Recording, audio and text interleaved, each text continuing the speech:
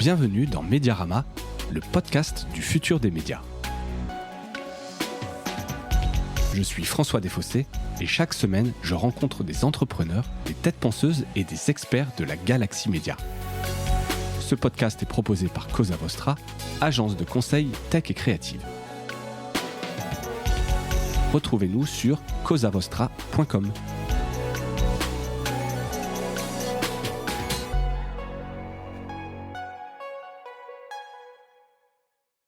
Bonjour à toutes et à tous et bienvenue dans cet épisode un peu spécial de Mediarama puisque ça va être une table ronde. Alors je disais un peu spécial parce que c'est la première table ronde Made in Mediarama.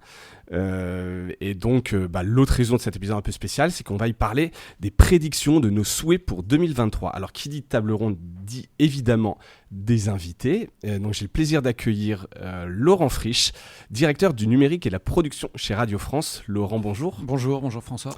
Merci d'avoir accepté cette invitation. J'accueille également Cécilia Gabizon. Cécilia, vice-présidente et directrice éditoriale du groupe média ETX Studio. Bonjour Cécilia. Bonjour François.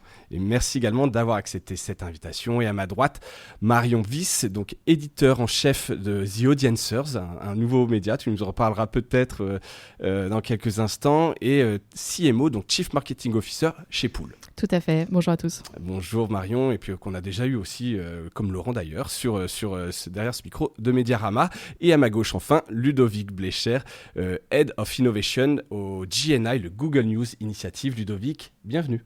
Bonjour François, bonjour à tous. Et donc merci à tous encore une fois d'avoir accepté cette invitation. Je suis vraiment ravi d'être en votre compagnie pour faire donc cet épisode, je disais un peu sur les prédictions 2023, mais peut-être avant de faire les prédictions, un petit exercice de regarder dans le rétroviseur le bilan 2022 pour voir comment vous avez passé cette année respectivement. Je vais peut-être commencer par vous, Cécilia, Laurent et Ludovic. Peut-être toi, Cécilia, pour être un peu directif, et c'est toi qui vas inaugurer un peu cette salle de questions. En 2022, quel bilan tu fais ? Alors, c'est pas évident comme question, mais du monde des médias. Et puis peut-être après, toi, dans ton marché, un peu dans ta verticale, qui est plus autour de l'audio, notamment quelque chose que vous portez beaucoup chez ETX, et en termes d'innovation. Donc 2022, bilan du monde des médias et dans ton marché de l'audio. Ok, alors si on parle je vais parler de ce que je connais et c'est évidemment à relativiser.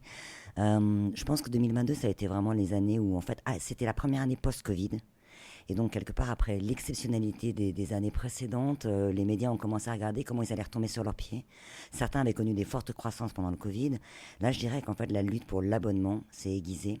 C'est-à-dire que 2022, ça a été le moment où en fait, il a fallu concrétiser ce qui avait été un pic et voir comment le tourner en une forme de fidélisation du pic, et donc la lutte pour l'abonnement, et en même temps avec la guerre en Ukraine, l'inflation, la restriction du pouvoir d'achat, donc la guerre pour l'abonnement. Ouais.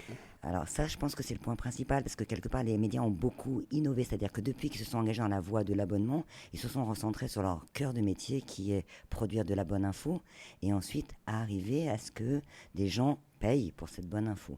Aujourd'hui, dans ce modèle-là, là, on est dans une phase où ça s'est de nouveau ça s'aiguise, c'est-à-dire que finalement les gens ne vont pas prendre tant d'abonnements que ça, donc pour les médias ça repose la question de quelle la concurrence de l'attention, voilà. Et sur quel abonnement on va aller. Exactement. Après il s'est passé plein de choses parce que néanmoins les médias continuent à se créer, ce qui est fantastique, c'est-à-dire qu'en dépit de toutes ces difficultés, les médias continuent à se créer. Et après un dernier point sur 2022 qui est la hausse incroyable du prix du papier, qui fait que vraiment pour les médias print ça a été une année, et 2023 va être terrible aussi, une année qui vraiment va être celle de la transition de plus en plus vers le digital parce que c'est juste insoutenable. Ouais, ils n'avaient pas besoin de ça, mais effectivement, c'est bien de le rappeler.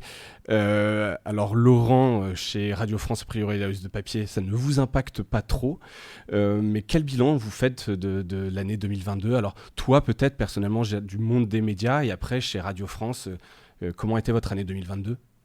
Ouais, alors je ne vais pas prétendre avoir la connaissance que Cécilia a exhaustive sur le monde des médias et son point de vue très large. On a constaté que post-Covid, les gens continuaient d'écouter de l'audio et de plus en plus en ligne, mais avec une forme de décélération dans la croissance. Donc c'est un point d'interrogation un peu pour tout le marché. C'est est-ce qu'on revient juste à un rythme normal de croissance que le Covid maturité peut-être a perturbé. Est-ce qu'on arrive à maturité ? Oui, peut-être. et comment ça va repartir. Donc il y a un point d'interrogation autour de ça et que va devenir l'écoute de l'audio et de l'audio parlé. On a eu quelques chiffres de médiamétrie récemment sur un autre phénomène. Alors, je vais revenir un peu en arrière. Ça fait 20 ans que le média radio baisse dans son écoute. Pas de façon violente, mais en continu, par un tassement progressif et de façon accélérée post-Covid. Le média radio a perdu plus de 20 points d'audience quotidienne, ce qui est énormissime à cette échelle de 20 ans. Et ça s'explique parce que chaque temps d'écoute qui était réservé à la radio dans la vie des gens, le petit déjeuner, le déjeuner, les trajets en voiture, la radio est mise en concurrence avec toute forme d'autres usages. Et c'est une grande satisfaction pour nous à Radio France de voir que le numérique réussit à prendre le relais d'une écoute dans les temps habituels de la radio, dans d'autres moments de la journée et dans d'autres configurations d'écoute, notamment avec les podcasts, je viens d'en parler, mais aussi avec l'écoute tout simplement de la radio ou de flux linéaires en direct sur les nouveaux supports. C'est ça que les chiffres que Médiamétrie a publiés tout récemment, avec son étude Global Radio, qui montre que la contribution du streaming à l'écoute de la radio globale a fortement progressé, ne serait-ce qu'en une année. Sinon, pour Radio France, ça a été aussi l'année où on est sorti du bois sur un algorithme de recommandation de service public, exactement. Sur un mode hybride qui fait travailler à la fois des gens et des machines. C'est aussi une année où on a eu quelques expériences d'innovation sur le son, qui nous ont beaucoup plu, notamment une avec Jean-Michel Jarre et son nouvel album qui est vraiment bluffant et qui s'appelle Oxymore, et on a produit le son spatialisé avec lui et dans nos studios. On a fait récemment d'ailleurs une captation live dans son spatialisé d'une artiste électro, d'une jeune artiste qui s'appelle Irène Drezel au Petit Palais, de spectacle son et lumière, mais surtout son, et c'était vraiment remarquable. C'est déjà disponible dans le fil FIP 360 dans l'appli Radio France, et aussi visible bientôt sur Culture Box, avec qui on a coproduit ça. Donc il y a de l'innovation aussi autour du son. Vous n'êtes pas ennuyé chez Radio France en 2022 en tout cas, et donc l'audio toujours bien présent. Ludovic, alors toi tu as aussi t'es bien, quelque part, bien placé pour faire ce bilan, puisqu'il y a eu plusieurs challenges sur l'innovation. Tu vois un petit peu ce rôle, donc peut-être pas de vigie, mais tu vois un peu passer beaucoup de dossiers, tu vois beaucoup dans d'autres pays notamment. Hein. Donc, quel bilan tu fais un peu du monde des médias en 2022 en termes d'innovation? Est-ce que tu as vu des choses intéressantes en 2022? Plein. Mais avec la qualité des gens autour de la table, il n'y a personne qui est mieux placé que chacun dans son mais chacun domaine. Sa couleur et sa particularité. Non, moi, si je prends un peu de distance, je dirais que ce qui m'a certainement le plus frappé cette année, c'est... Ça fait un moment, on voit bien à quel point la question de la vérification de l'information, des efforts de fact-checking qui sont faits par tout le monde, ça n'a jamais été aussi puissant, on n'en a jamais autant fait. Et pourtant, la confiance n'a jamais été aussi faible. C'est-à-dire que d'année en année, on voit bien que la confiance dans les médias, et il y en a qui se distinguent par une meilleure capacité à générer de la confiance, mais si on regarde au niveau global, on voit quand même que la confiance baisse. Et le corollaire de ça, c'est les gens qui évitent complètement, ou en tout cas qui se protègent de l'information. Et il y a des chiffres qui sont ahurissants. Alors c'est souvent dans des endroits où il y a une très grande polarisation politique, mais on prend le Brésil, 54% des gens qui disent éviter tout ou partiellement d'écouter, de regarder, de lire de l'info. 46% en Angleterre.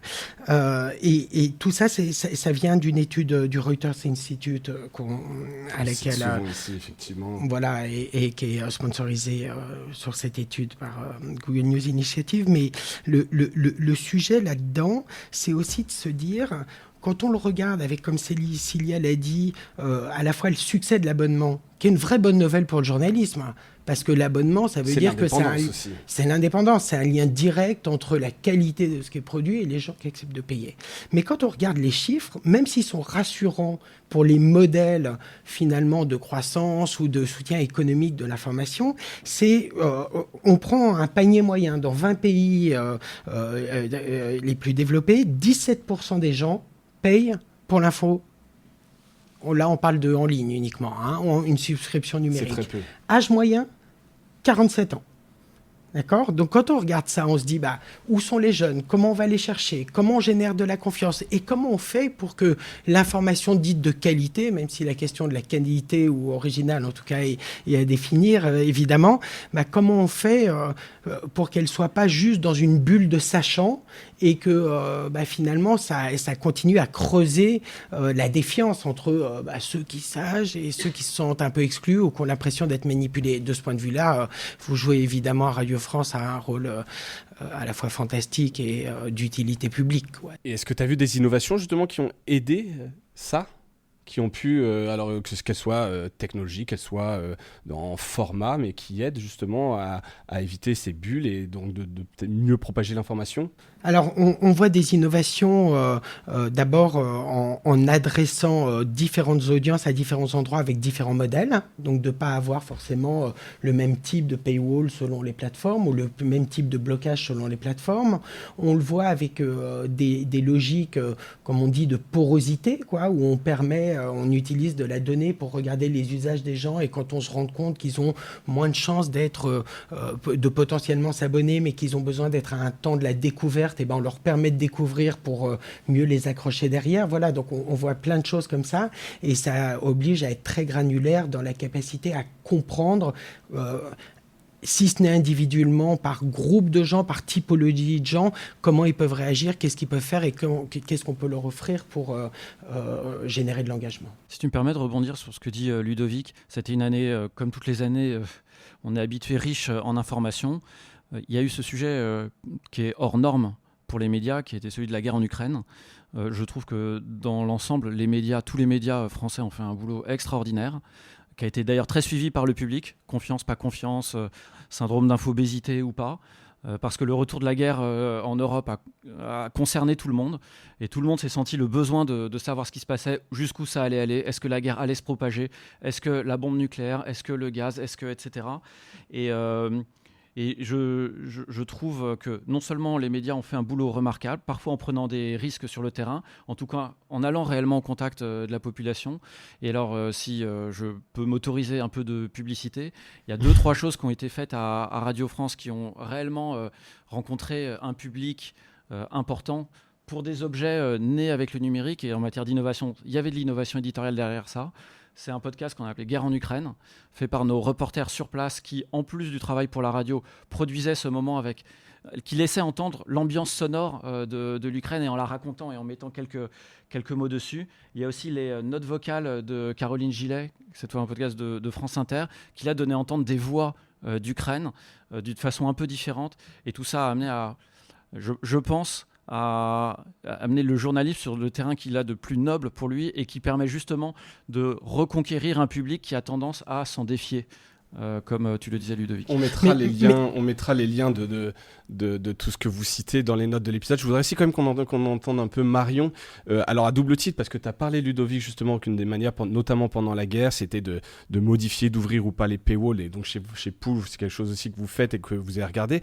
Et vous avez notamment sorti là, alors c'est pas Pool, c'est via The Audience et Sciences Po, en l'occurrence, la stack des éditeurs, la stack technique des éditeurs en France uniquement. Oui, qu'en France. Voilà, donc est-ce que tu as vu, toi, donc des innovations, des technos émerger, bien fonctionner en 2022 ? On est encore sur le bilan 2022 pour dire qu'il y aura des choses à dire sur 2023. Vous manquez pas d'idées qui marchent. Et est-ce que la guerre en Ukraine, ce dont on parlait là, a eu des impacts un peu sur toutes ces strates ? Alors, j'ai pas d'infos sur la guerre en Ukraine particulièrement et l'impact sur les paywalls et l'abonnement. Globalement, ce qu'on a vu en 2022 sur l'abonnement, c'est que les courbes se sont plutôt aplaties. Ça veut pas dire qu'on est en récession, mais c'est quand même que globalement, la croissance s'est ralentie. Moi, nous, chez Pool, comment on l'interprète, c'est qu'on s'est rendu compte que la part de super fans avait en fait déjà été convertie et qu'on pouvait plus, en tant qu'éditeur, maintenant imaginer mettre un paywall, attendre que l'argent coule à flot et qu'il n'y ait plus rien à faire. Donc ça, c'est un constat plutôt négatif. Ce qui est positif à regarder, c'est de se dire que du coup, ça va pousser les éditeurs à se demander quelle est leur valeur et quelle est leur proposition de valeur, leur point différenciant pour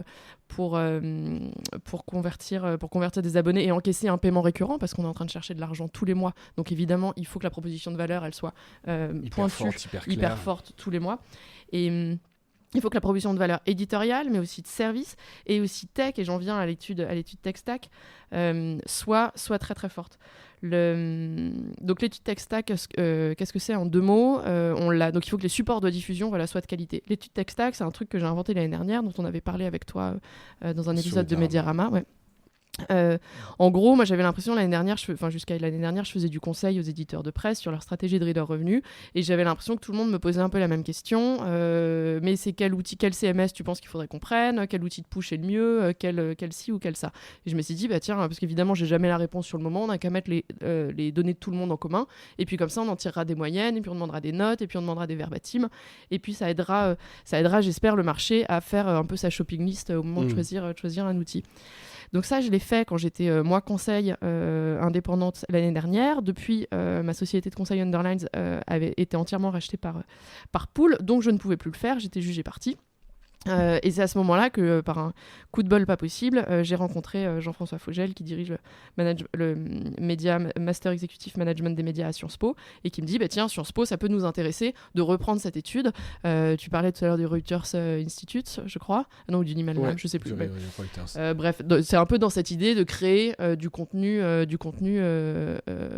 par des universités qui puisse être utile à tous. Et donc cette année, Sciences Po a relancé cette enquête, une 2e édition, et j'ai continué à travailler dessus, mais maintenant c'est vraiment porté par Sciences Po.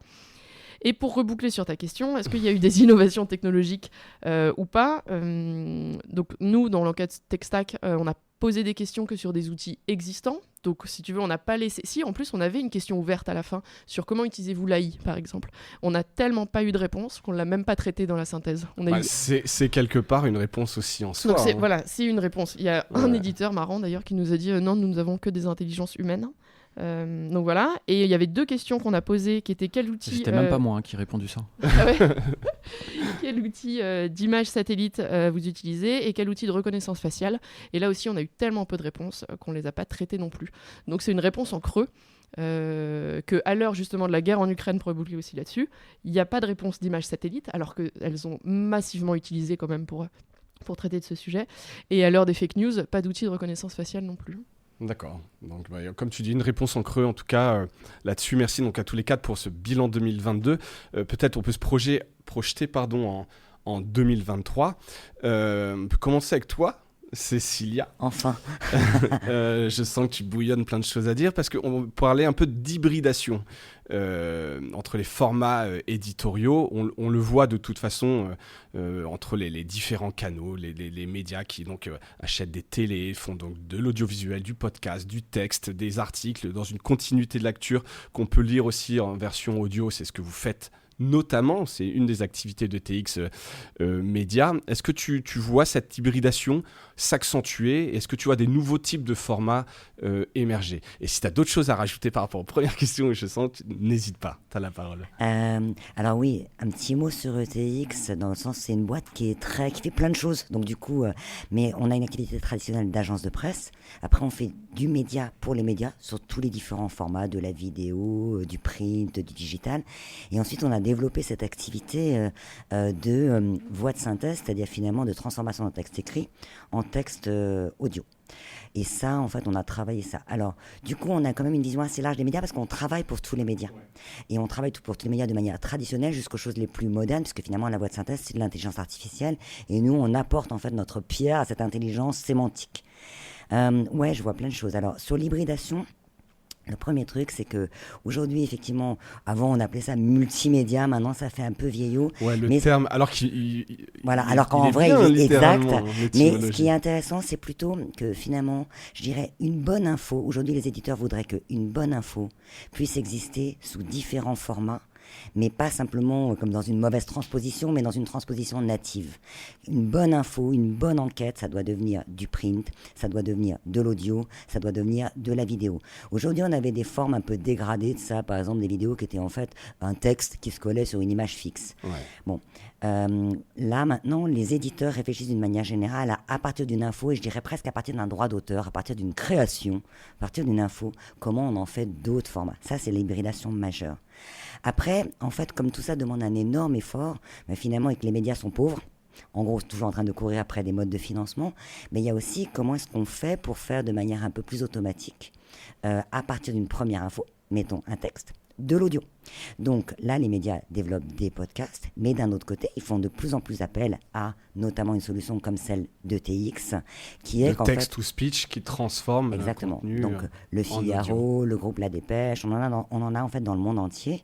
Et donc c'est instantané, ça veut dire que finalement, dès qu'on appuie sur play, le texte est lu soit par une voix, soit par deux voix. Et aujourd'hui, les voix de synthèse ont fait énormément de progrès, parce qu'on a tous un peu en tête une voix un peu robotique. Elles ont énormément progressé, ce qui fait que l'usage en fait de cette écoute progresse, parce que ça correspond aussi, c'est ce que disait Laurent, au nouveau mode de vie. Les gens écoutent pendant qu'ils marchent, pendant qu'ils font leur jogging, pendant qu'ils font leur machine à laver. En gros, en fait, ils se mettent, pendant qu'ils ne veulent pas regarder ou qu'ils ne peuvent pas regarder leur écran, ils écoutent de l'audio. Je pense que sur l'audio en général, il y a vraiment une forte croissance attendue, parce que on est fatigué. On est fatigué des écrans, et ça se voit. Donc l'audio devient une sorte d'alternative, soit parce que je suis en train de faire autre chose, soit parce que c'est un moment fini. Il y a un début et il y a une fin. Et en fait, voilà, psychologiquement, c'est un point important pour pas mal de gens qui sont en fait la fameuse lassitude, la fatigue digitale, mais la fatigue informationnelle aussi, en fait, conduit pas mal de gens vers l'audio.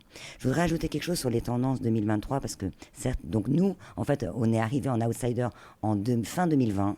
En 2021, quelque part, on était des innovateurs, donc les gens nous disaient oui, c'est bien, c'est intéressant, comme on dit en français, ça veut dire en gros, on verra ça plus tard. Et puis en 2022, ça a vraiment décollé. Donc là, il y a une vraie appétence à la fois des éditeurs et des internautes. Oui, il y a des usages. Il y a des usages. C'est pas juste un truc sympa en disant on a fait un peu d'innovation, voilà. On met un bouton. Il y a des usages. Il y a des usages. Alors après, sur les autres, ce que je vois encore, puisque sur 2023, il y a d'autres choses qui se préparent. Il y a toujours l'intelligence artificielle. Cette fois-ci, quelque part, plus une mise en abîme un peu parfois effrayante et intéressante. C'est GPT-3. C'est en gros... Alors ça, on en parlera tout à l'heure. Si tu veux bien garder ça, on en parlera un petit peu. Ce qui est évidemment, c'est pas la question... tarte à la crème, mais là on en parle vraiment ces jours-ci. Donc on reviendra dessus, et je serais curieux de tu me dises ce que tu en penses, parce que ça va forcément nous concerner tous. Ludovic, peut-être, il y a eu un challenge, comme vous l'appelez, d'innovation européen du GNI, donc c'était cet été. Les projets là vont bientôt commencer, donc c'est des projets qui vont sortir en 2023. Est-ce qu'il y a dans ces projets des choses que tu as remarquées, un peu notables, qui vont arriver en 2023, qui sont innovantes, que ce soit sur des communautés, que ce soit sur des technos, des formats? Est-ce que tu avais dit des choses sympas que tu n'avais pas vues sur les précédents challenges? Alors, on voit des choses sympas qui vont arriver, on voit aussi ce qui va arriver, pas arriver, ou bien ce qui va arriver différemment.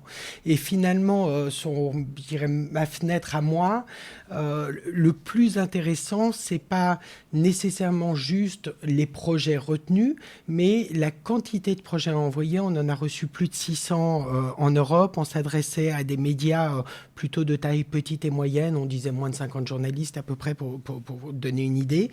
Et à travers tout ce qui est envoyé, finalement, c'est un capteur de signaux faibles pour voir ce qui deviendrait une tendance. Donc c'était intéressant, tu disais, nous on les interroge et personne met de AI dans son moteur.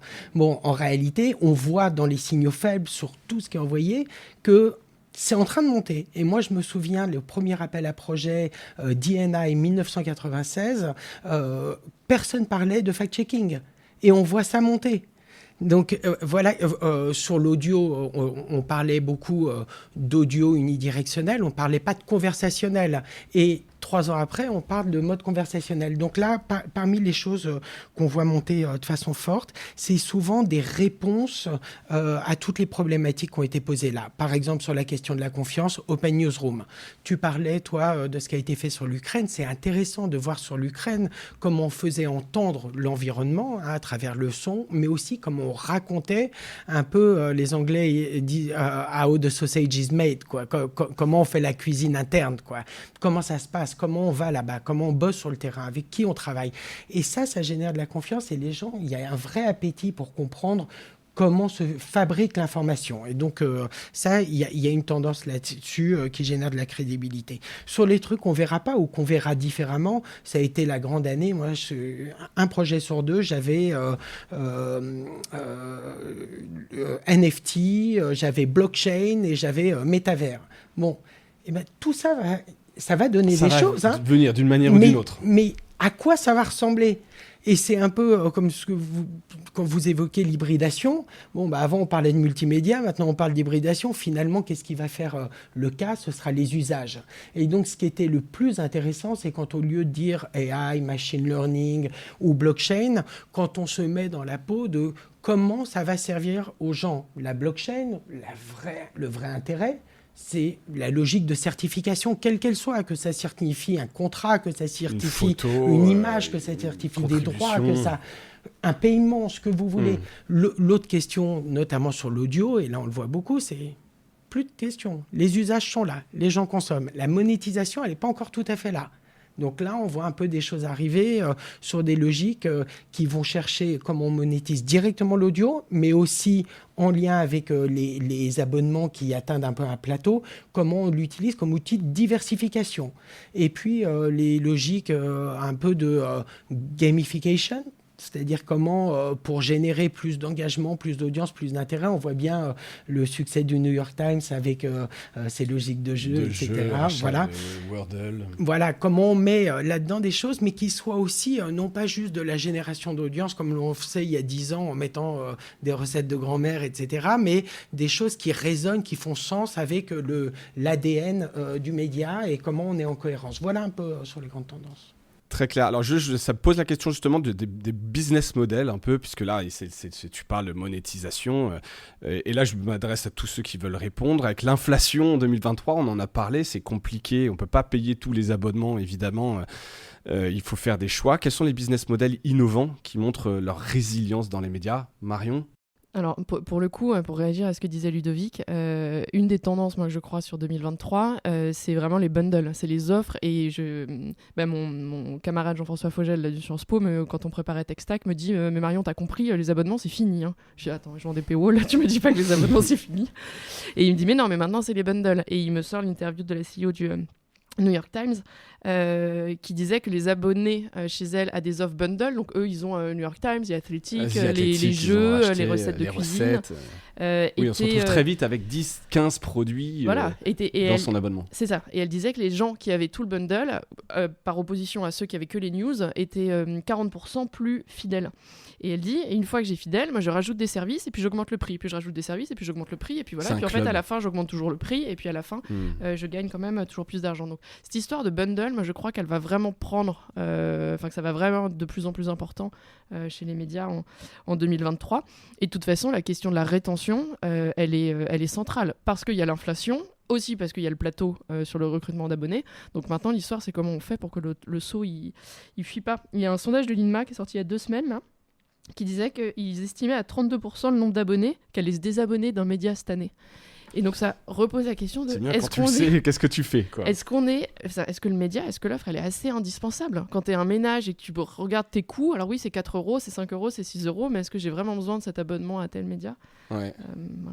Cécilia, sur les modèles économiques Moi je pense qu'on va aller vers un retour chez soi. Mais ça va avec l'idée du bundle. En gros, les médias ont été, et c'était une bonne idée, ont été vers les lecteurs, mais notamment en se plateformisant, c'est-à-dire en allant sur les autres plateformes, pas eux, en allant sur les réseaux sociaux, en passant par Google, et en fait, ou en passant par des kiosques à un moment, par exemple. Et en fait, ce mouvement vers l'extérieur leur a apporté beaucoup d'élan, etc., mais trouve aussi ses limites. Et surtout maintenant que les réseaux sociaux eux-mêmes sont finalement chahutés, Twitter, ou changent les règles, ou changent les règles brutalement, ou sont détenus par des gens qui peuvent être un peu inquiétants. Donc en fait, entre tout ça, ça crée une grande instabilité économique. Tu ne maîtrises pas tes données, tu ne maîtrises pas la relation au lecteur. Et donc en fait, je pense que c'est pas encore le cas, mais que petit à petit, en fait, les médias vont eux-mêmes revenir chez eux, sur leur terre, et devenir eux-mêmes des plateformes. Mais c'est l'idée du bundle.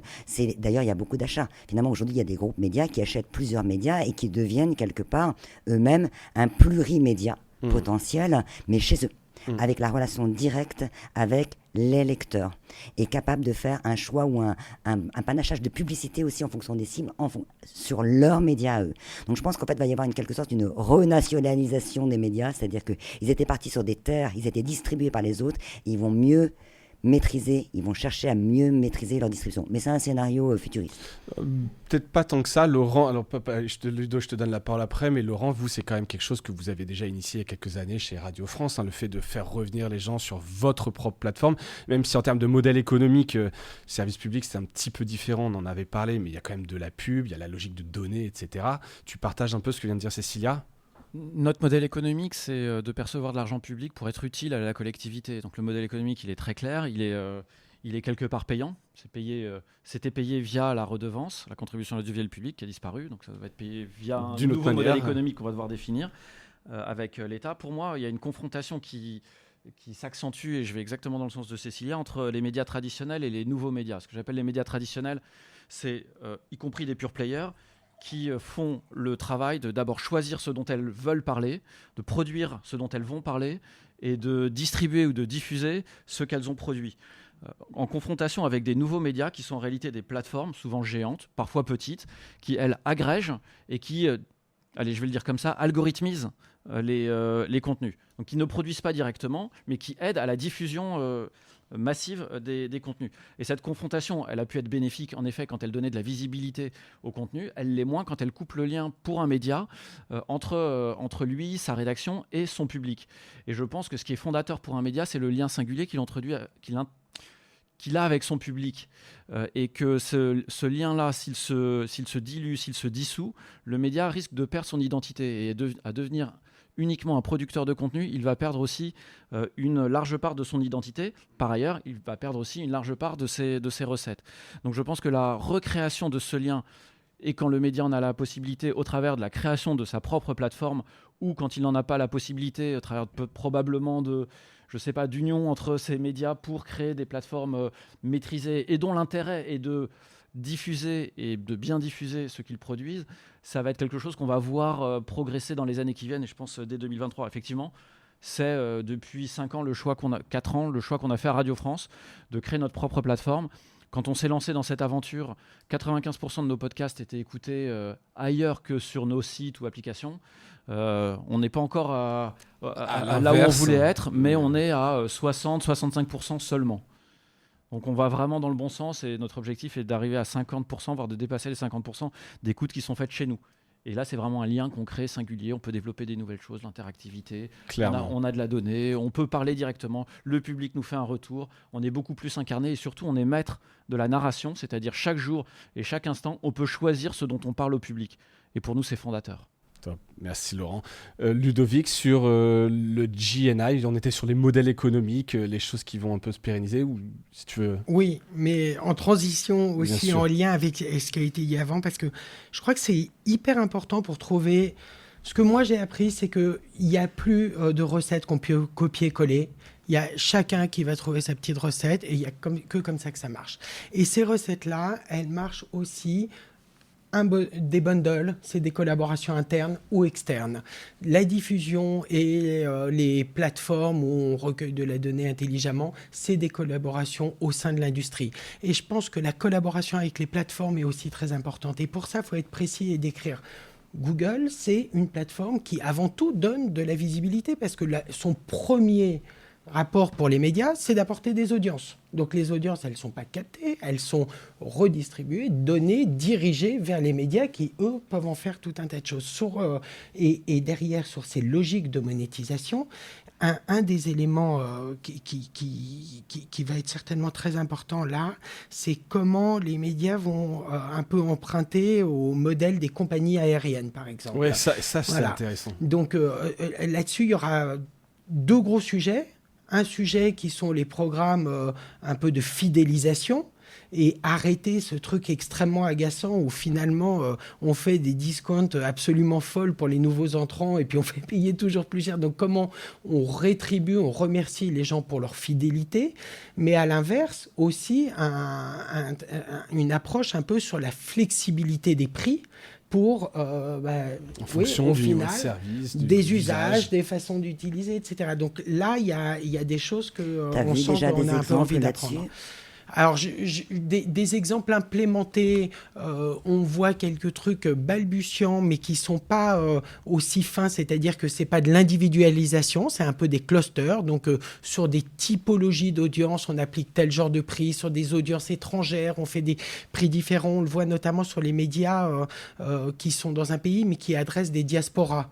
Donc, qui sont dans d'autres pays, qui peuvent avoir différentes monnaies ou différents prix en fonction de ces audiences-là. On le voit avec aussi des gens qui proposent des accès différenciés, donc plus ou moins de profondeur de contenu à des prix différents. On n'a pas encore la maturité complète et hyper complexe et qui nécessite de l'intelligence artificielle, etc.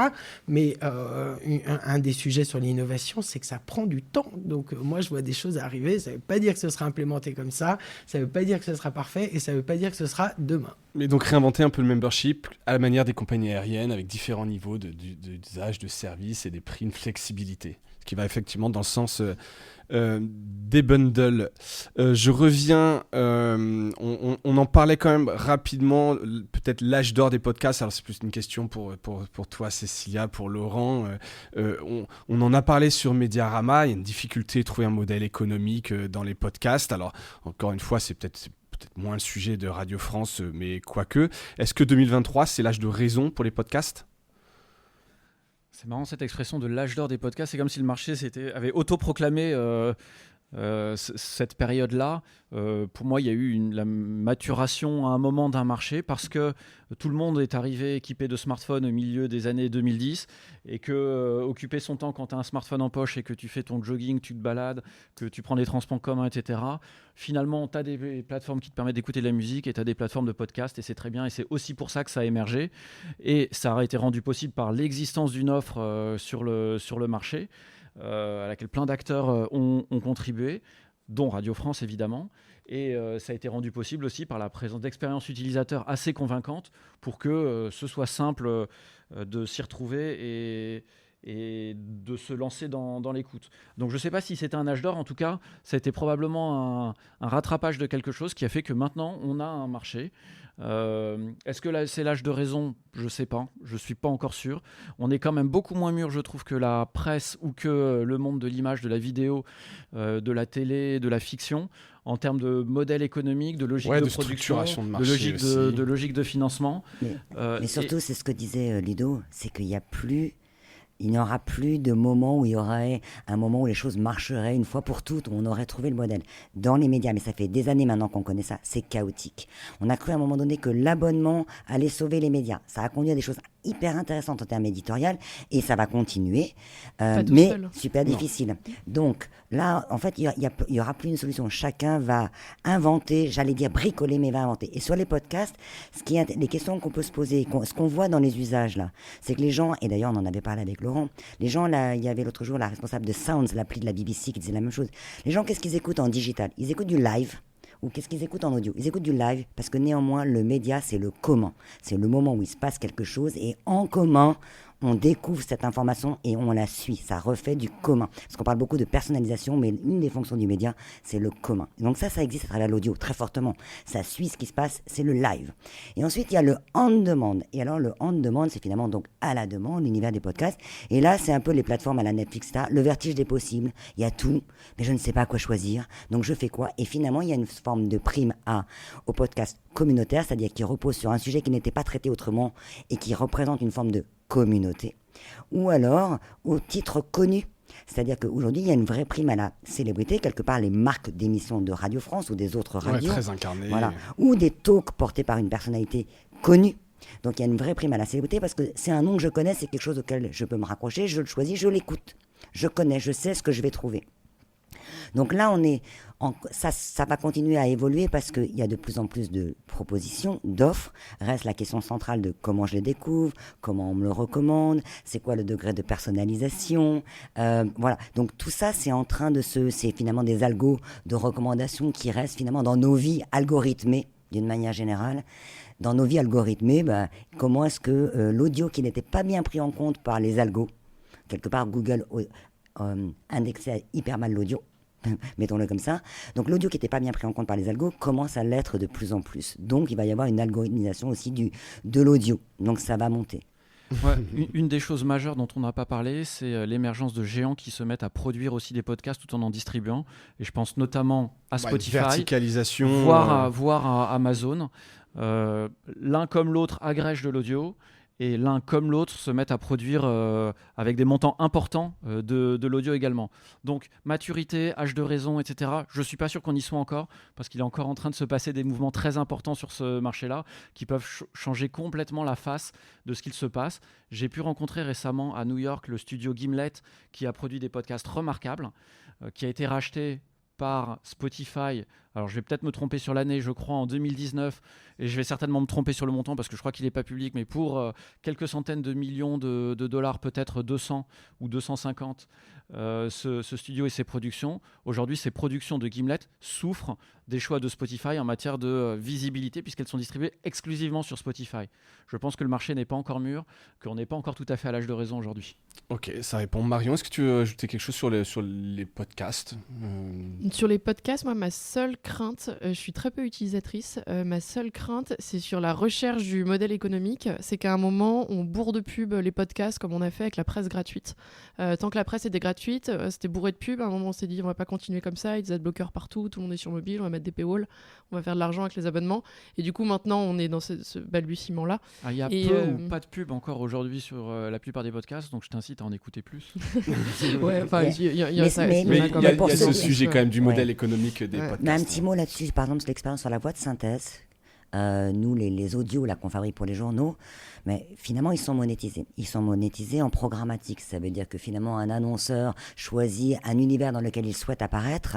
Et en fait, donc, il y a une pub courte au début du podcast. Et ça commence à monter. C'est-à-dire qu'on commence à avoir, là, je dis ça pour les éditeurs. Monter en termes de volume ou de CPM ? Les deux, en termes de CPM et de volume. Voilà. Et ça commence à fournir des revenus aux annonceurs. Aux éditeurs, pardon. Ce qui est quand même sympa avec la pub audio, c'est ça va forcer un peu tout le monde à être un peu plus créatif. Hein, et donc, on aura des formats dont on peut attendre un peu quelques surprises et que ce soit sympa. Finalement. Probablement, mieux qu'un GIF. En tout cas, on voit monter les revenus sur l'audio en programmatique, là, sur la boîte synthèse et sur les podcasts. Et puis là, il y a tout un mouvement aussi des régies, c'est-à-dire comment est-ce qu'on sensibilise les régies, on unifie les instruments pour pouvoir faire des campagnes de pub sur tous les podcasts.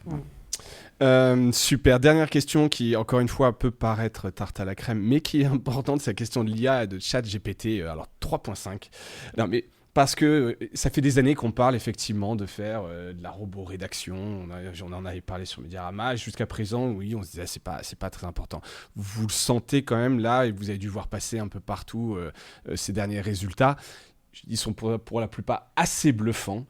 Alors je vois tout le monde hausse les sourcils et c'est bien, en même temps c'est que ça parle. Donc comment vos organisations s'y préparent et qu'est-ce que vous en pensez ? Est-ce que vous sentez qu'on est à un point de bascule sur la qualité de ce qui est produit et de ce que ça pourrait alors l'idée n'est pas de dire je remplace un journaliste, mais comment est-ce qu'on peut l'utiliser ? Qu'est-ce que ça peut bouleverser dans vos organisations ? Ludovic. Alors d'abord, on disait important, pas important. Oui, c'est important. Oui, c'est massivement important. Il y a des choses qui ne sont pas nouvelles et des choses qui sont absolument nouvelles. Et là, on a peut-être une rupture qui va nous questionner tous. Donc, qu'est-ce qu'il y a de pas nouveau ? Finalement, ça fait longtemps, et les médias ont été très bons et très en pointe là-dessus, qu'il y a des contenus un peu générés automatiquement. On avait, à travers des appels... des tables... Oui, mais pas seulement. Des résultats électoraux où il y avait des fiches qui se généraient tout seuls, des résultats de sport, sur les marchés financiers, où là, il y a des datas agrégées assez bien foutues. Et donc là, qu'est-ce qu'on disait ? Il y a des choses qui peuvent se générer et ça libère du temps de journaliste et donc le journaliste peut se concentrer sur ce qui va être à valeur ajoutée versus bâtonner des trucs du type résultat. Donc là, on voyait l'utilité, il y a eu des expériences faites là-dessus, plus ou moins bien réussies. Là où je vois une vraie rupture, c'est que, loin d'être parfait, il y a plein d'erreurs, il y a plein de choses, mais c'est quand même de telle qualité ce qu'on voit avec ce ChatGPT que finalement... ça ouvre des pans et des champs qui n'ont plus rien à voir avec juste mettre en forme de la data. Ça met en forme des articles, ça change le format de l'actu, ça change la couleur. Alors attention, pour l'instant, cette version-là n'interroge pas le web. Elle a capturé des choses. Il y a du travail sémantique à partir de ça, mais il n'y a pas d'interrogation live du web. Ça va venir, mais là, on n'y est pas. Une nouvelle manière de chercher n'empêche demain aussi. qu'un texte qui est donné, on peut le demander de l'écrire de 3 façons différentes, 4 façons différentes, le mettre en format poème, en format chanson. Et donc, là, la question que ça va poser derrière, c'est la question de la certification. Finalement, un texte qui paraît aussi bien, lequel est le vrai, lequel est réel. Donc, question de la certification. Je crois que c'est en Chine où ils veulent imposer qu'il y ait des filigranes sur les résultats issus de ChatGPT. Et l'autre question, ça va être quand même comment, pour le journaliste, comment on retrouve sa place et comment on trouve une place où, moi, je trouvais que c'était un peu dommage parfois qu'on réduisait le journaliste à quelqu'un qui avant tout écrivait. Moi, je crois qu'avant tout, le journaliste, c'est quelqu'un qui cherche de l'info, qui trouve des angles, qui fait de l'investigation, qui sait croiser des choses, etc. Cette intelligence-là, je pense qu'elle sera remplacée par aucune AI et ça oblige à encore plus se poser la question de ça. Confère ce qu'on disait tout à l'heure sur l'Ukraine, il faut aller sur le terrain. Exactement. Il faut se confronter au risque pour aller apporter une information qui a vraiment beaucoup de valeur. Par contre, là où ça introduit une rupture, et je pense que c'est mûr aujourd'hui, c'est dans toute la partie édition, mise en forme de l'information, à partir du moment où on a produit cette information. Cécilia ? Alors, nous, on travaille là-dessus, c'est-à-dire qu'on commence à regarder comment ça marche. Alors, quelque part, je ne sais pas si tout le monde est vraiment familier de ça, mais ça produit, donc ça va chercher, alors peut-être pas en live, mais ça va chercher des éléments qui étaient déjà écrits, et ça les concasse, ça en fait une purée, et ça les resserre avec une sorte de parfum. On peut purée petits pois, purée pommes de terre, etc. Donc c'est de l'information synthétique, comme on parlerait de viande synthétique, de l'information synthétique. Aujourd'hui, elle est assez bluffante, mais à l'intérieur de cette information synthétique, on ne sait pas très bien, c'est un peu comme certaines formes de saucisses, justement, on ne sait pas très bien avec quoi c'est fait, et il peut s'y glisser plein de choses fausses. Donc ça questionne quand même énormément, même sur la véracité. Alors moi, je comptais sur Google, Ludo, pour traquer cette info synthétique, c'est-à-dire que sortir les résultats en ayant la capacité par intelligence artificielle à détecter si c'est de l'intelligence artificielle ou si c'est fait par des humains. Alors ensuite, ça pose la question de est-ce que les humains c'est toujours mieux ? C'est-à-dire les humains qui tiennent le stylo, est-ce que les humains c'est toujours mieux ? Et là moi je rejoins Ludo, mais je rejoins comme tous les gens qui sont journalistes ou qui aiment les médias, c'est que nous ce qui fait notre force, c'est, et ça va nous forcer à le faire plus encore, c'est l'enquête, ne pas faire des choses qu'une machine pourrait faire. Donc ne pas concasser hors du copier-coller, il y en a plein le web. Le web aujourd'hui, c'est 20% de choses originales et 80% d'écho. Donc le copier-coller, finito, parce que les machines vont le faire très bien. Et en fait, j'espère que quelque part, Google et les filtres vont les éliminer. Et on va peut-être revenir à de la création originale, c'est-à-dire que dans le meilleur des cas... Moins produire, mais de meilleure qualité. Moins, mieux. C'est le mot d'ordre de ETX. Marion, sur ChatGPT, sur ses contenus, sur l'IA. Tu disais en intro qu'on était tous en train de lever les yeux au ciel quand tu as prononcé le mot ChatGPT. Je pense qu'on a tous levé les yeux au ciel parce que c'est vrai que c'est absolument bluffant. C'est incroyable ce truc. Moi, quand même, j'espère, je rejoins mes camarades, j'espère pas que les articles vont être écrits par ChatGPT ou par une AI, mais surtout, en fait, je crois pas Enfin, je crois que les humains, ce qui fait une des beautés de notre race, et notamment, c'est la beauté de nos langues à l'écrit. Et là, je parle pas au nom de Poule, au nom de la moindre organisation. Je parle à titre perso. Enfin, qu'est-ce que j'aime un ton, qu'est-ce que j'aime un style, qu'est-ce que j'aime une plume.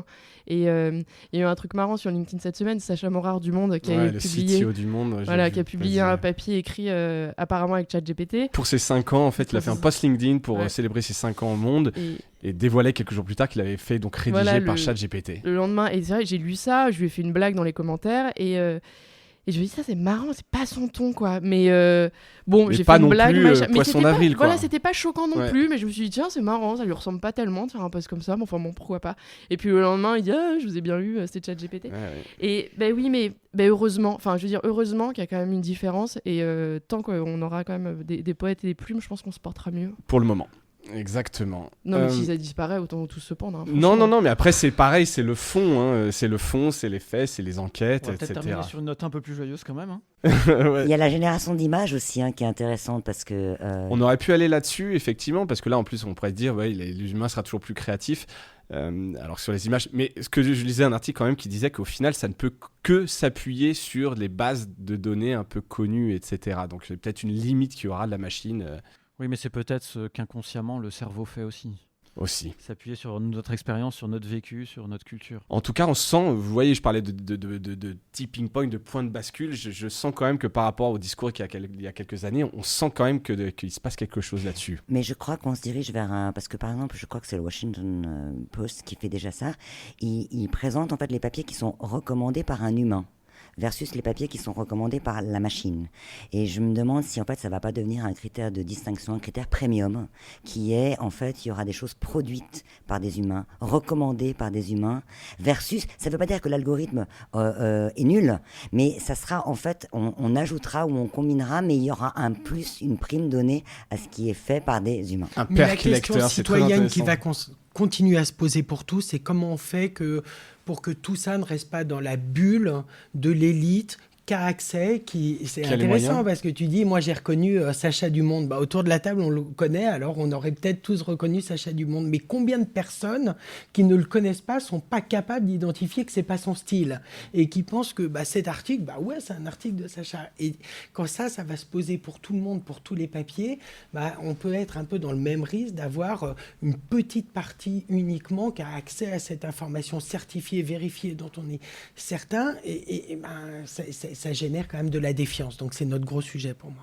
Voilà, donc ainsi s'achève cette table ronde sur la prédiction. Donc c'est pas à la fois négatif et positif, je trouve que c'est intéressant, c'est des challenges, mais on sent quand même qu'en termes d'innovation, c'est là-dessus, il va y avoir peut-être le plus de choses à surveiller, et j'espère pouvoir en parler à ce micro, peut-être avec certains d'entre vous, se revoir. Merci en tout cas à toutes et à tous d'avoir participé à cette table ronde, et merci à vous d'avoir écouté cette table ronde, j'espère qu'elle vous a plu. Je vous dis à bientôt. Salut tout le monde.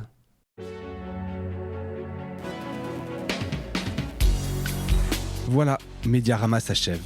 Si cet épisode vous a plu, n'hésitez pas à le liker et le partager. Et puis, si vous souhaitez être accompagné par notre agence Cosa Vostra, contactez-moi par mail mediarama@cosavostra.com. Portez-vous bien.